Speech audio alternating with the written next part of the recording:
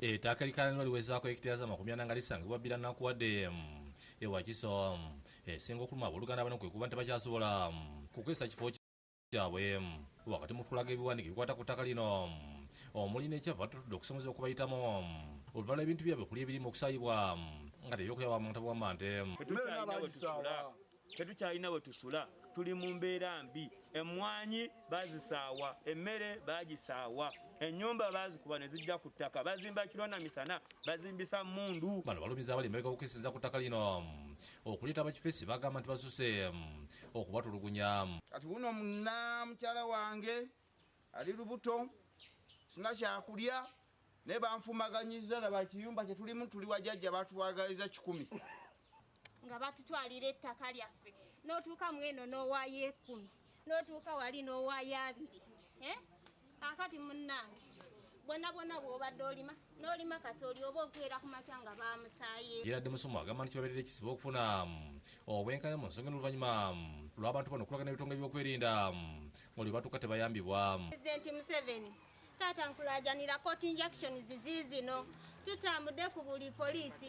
Kituufu abagezaako okuyamba babatiisatiisa kuba ne court injunctions twaziweereza dda naye tezijja. Wano balaajanidde minisitiri w'ettaka Judith Nabakooba n'omuduumizi wa poliisi Martin Okoth Okyolo okuyingira mu nsoga zaabwe bayambibwe.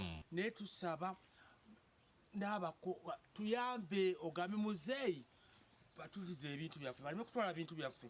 Twagala IGP vaayo okozesa omukono ogw'amaanyi ogw'ekyuma oveeyo ogambe ku basajja bo bewateeka mu kitundu batuviire ku ttaka ate batuyambe. Ettaka nolize libeerako okusika omuguwa ng'olwasemera akakiiko akavunaanyizibwa ku by'ettaka mu kwa pulezidenti akakulembera Brigadier Moses Lukyamze kawaliza ogenda okuzuula kanaaluzaala ono nti yasobola kuzimaliriza olulala abakifeesi abaleetebwa okumulemesa.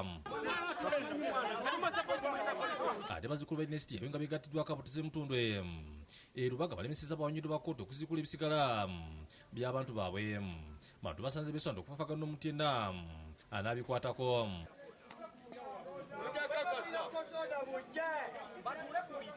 Bano balumizaamu ku booluganda okwekuba n'abafamire ne batonda okulya ettaka lino awalina ekijja. Buli omulanga mu nsonga nnyingi naye olw'okuba nti ye yali yatusinza pawa mu kya ssente yateekayo ssente n'akozesa maanyi fube tugenda tetuyambibwa olw'okuba tetulina ssente. Ebeere neeviiddeko poliisi ng'eduumirwa Osibwe Nateete asaanise Kamato okusitukiramu okulaba ogubadde.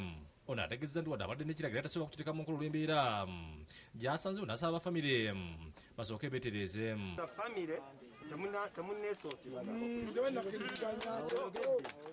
kitegeeza exhumation eno tetugenda gikola. So twagala buli obanga ozze ng'okola judgment ng'okola okusalawo ojje eddala obwenkanya busobole okubeera nga bukola ki nga bubeerawo. Owuliriza amaloboozi okuva mu bataka, owuliriza amaloboozi okuva mu bakulembeze ab'enjawulo abatali mu bifo bya bukulembeze. Ti abantu baffe bagobwa ku mataka naye ate kikwasa ennaku ogenda okwesanga ng'ate ab'eŋŋanda be bali mu lukwe. Ssentebe kino James Bosa ayogedde ku butakkaanya obuliwo.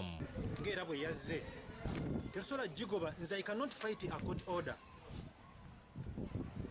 nga miya chairman tekisoboka.